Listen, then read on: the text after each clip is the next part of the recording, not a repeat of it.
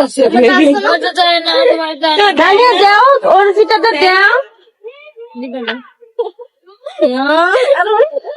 ওইটা মাইয়া কপিটার। এই যে একটা বেলুন আছে, হ্যাঁ একটা বেলুন, এই যে একটা বেলুন।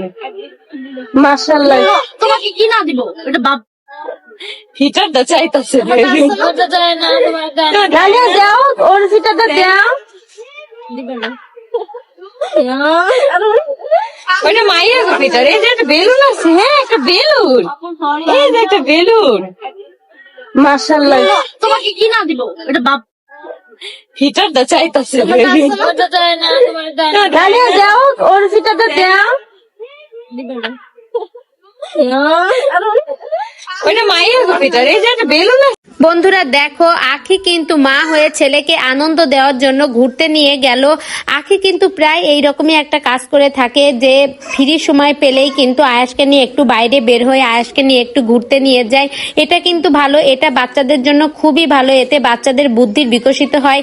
আমাদের ঢাকা শহরে দেখা যায় যে মারা বাইরে বিভিন্ন রকম কাজে ব্যস্ত থাকায় বাচ্চাকে নিয়ে তেমন একটা বাইরে বের হওয়া যায় না। বাচ্চারা কিন্তু সারাক্ষণই ভিতরে মানে ঘরের ভিতরে খেলনা নিয়ে খেলাধুলা করে আর আটকায় থাকে। সেই ক্ষেত্রে যদি আমরা ছুটির দিন একটু বাচ্চাকে নিয়ে বাইরে যাই তাহলে কিন্তু ওরও মনটা ভালো হয়ে যায় আর ওর বুদ্ধিও কিন্তু বিকশিত হয়।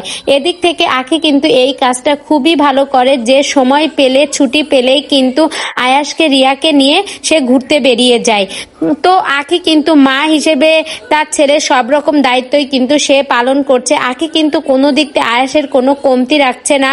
আখি কিন্তু কিছুদিন আগে আয়াসের এত বড় ধুমধামের সাথে জন্মদিন করেছে, যা দেখে সবাই তো অবাক। তো বন্ধুরা সবকিছু মিলে কিন্তু ভালোই লাগলো। আর আখি কিন্তু সারাক্ষণই আয়াসের দিকে মানে বিশেষ খেয়াল থাকে। আর এই ভিডিওটি সম্পর্কে তোমাদের মূল্যবান মতামত কমেন্ট বক্সে জানিয়ে যাবা। ভিডিওটি ভালো লেগে থাকলে একটা লাইক করে আমার পাশেই থাকবা।